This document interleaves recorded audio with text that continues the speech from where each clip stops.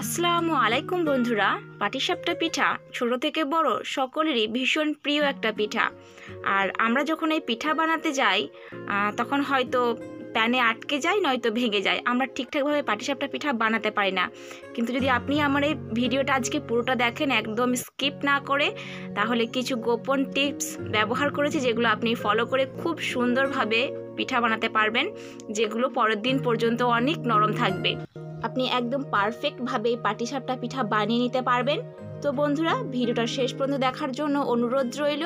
আর ভালো লাগলে অবশ্যই একটা লাইক আর সাবস্ক্রাইব করে দেবেন। তো চলুন শুরু করা যাক। তো প্রথমে এখানে আমি 1 লিটার দুধ জাল করে নিচ্ছি। তো জাল করা হয়ে গেছে। এরপর আমি কড়াইয়ে দিয়ে দিলাম ঘি।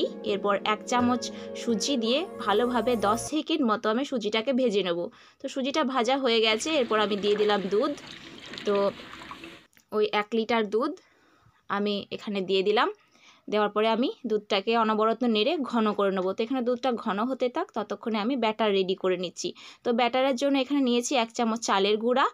এরপর নিয়ে নিচ্ছি 2 চামচ ময়দা, অর্থাৎ যতটা ময়দা ততটা তার হাফ চালের গুঁড়া। এরপর 1 চিমটি লবণ দিয়ে প্রথমে আমি শুকনো উপকরণগুলো মিশিয়ে নিলাম।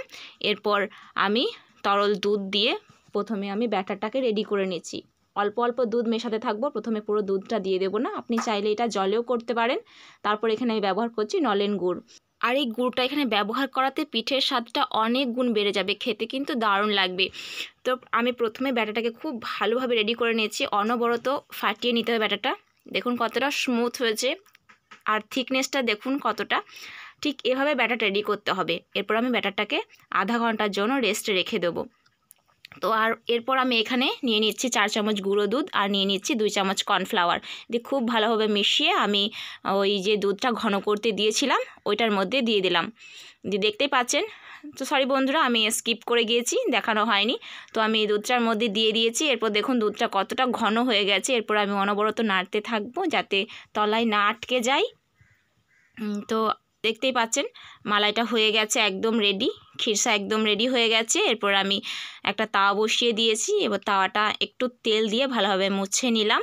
তারপর ব্যাটারটা একটু গুলে নিয়ে এখানে দিয়ে দিচ্ছি। তো দিয়ে দেওয়ার পরে তাওয়াটা এইভাবে একটু ঘুরিয়ে নেব যাতে পিঠাটা চওড়া হয়ে যায়, একদম পাতলা হয়ে যায়। তো এইভাবে আমি 1 সেকেন্ড মতো এটাকে রেখে দেবো। হয়ে গেছে 1 সেকেন্ড। এরপর আমি একটু পুর দিয়ে দিচ্ছি। এভাবে পুরটা দিয়ে দেওয়ার পরে আমি এভাবে হাতের সাহায্যে, একটু হাত ব্যবহার করতেও পারেন বা স্প্যাচুলা ব্যবহার করতে পারেন, দিয়ে এভাবে আমি ফোল্ড করে নেবো। দেখুন কত সহজে ফোল্ড হয়ে যাচ্ছে, তলাতে একটু আটকে যায়নি কিন্তু। তো অনেকগুলো পিঠা আমি আগেই বানিয়ে নিয়েছিলাম, দেখতে পাচ্ছেন পিঠাগুলো কত সুন্দর হয়েছে। আমি আবারও একটা বানিয়ে দেখাচ্ছি। তো আবারও আমি একটু ব্যাটার দিয়ে দিলাম, তাওয়াটাকে ঘুরিয়ে নিচ্ছি। দিয়ে পিঠাটা 1 পিঠ হয়ে গেলে আমি দিয়ে দিলাম পুর আবারও আমি পিঠাটাকে ফোল্ড করে নেব। দেখুন, দেখেই বুঝতে পারছেন আমি কীভাবে করছি। তো আপনারাও আমার এই টিপস ফলো করে যদি পিঠা বানান, তবে পিঠাগুলো সত্যিই অনেক সুন্দর হবে, একটুও তলাতে আটকে যাবে না বা ফেটেও যাবে না। দেখতে পাচ্ছেন পিঠাগুলো কিন্তু ফেটে যায়নি, অনেক সুন্দর হয়েছে আর অনেক নরম ছিল।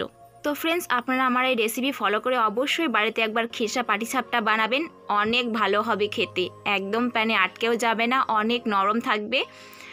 তো একটা ভেঙে দেখাচ্ছি কতটা নরম হয়েছে, একদম পুরে ভরপুর, সত্যি অসাধারণ খেতে হয়েছিল।